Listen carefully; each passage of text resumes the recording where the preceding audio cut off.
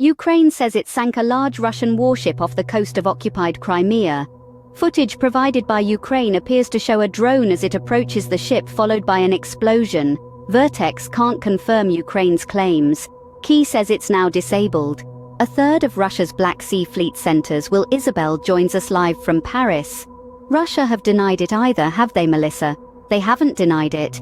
They won't comment, the Kremlin says, because this is part of the special military operation, as they call the war in Ukraine, and it will be for Russia's defense ministry to comment.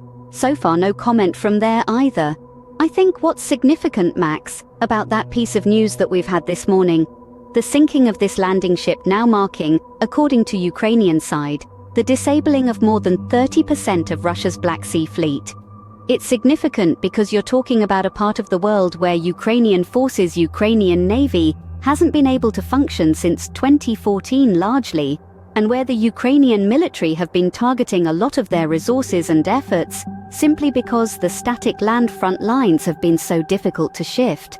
First of all, but also because this, they believe, is an important strategic shift that may allow them to cut off Russia's ability to continue fueling its war effort through many equipment that comes through the Crimean Peninsula. So there has been a shift of Ukraine's attention to the Black Sea. What's interesting as well about this successful mission to sink another of Russia's ships is what they used, which are Ukrainian-made drones, these Mercury drones.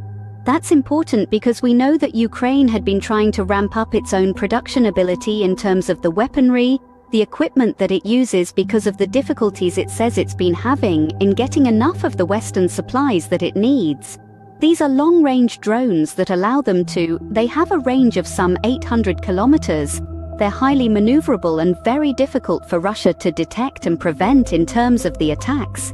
And so this successful one, another important win for Ukraine at a time, Max, when frankly they haven't had terribly much to celebrate, not only in the fact that they've been able to use their own drones as effectively, but of course, overall, in their claim that it is now a third of Russia's fleet that's been destroyed.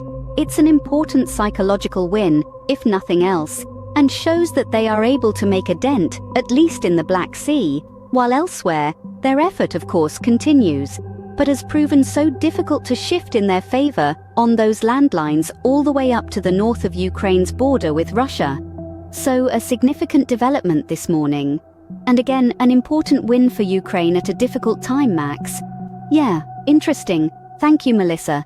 Earlier in Brussels, NATO's Secretary-General Jens Stoltenberg called Ukraine's recent gains a significant blow to Russia.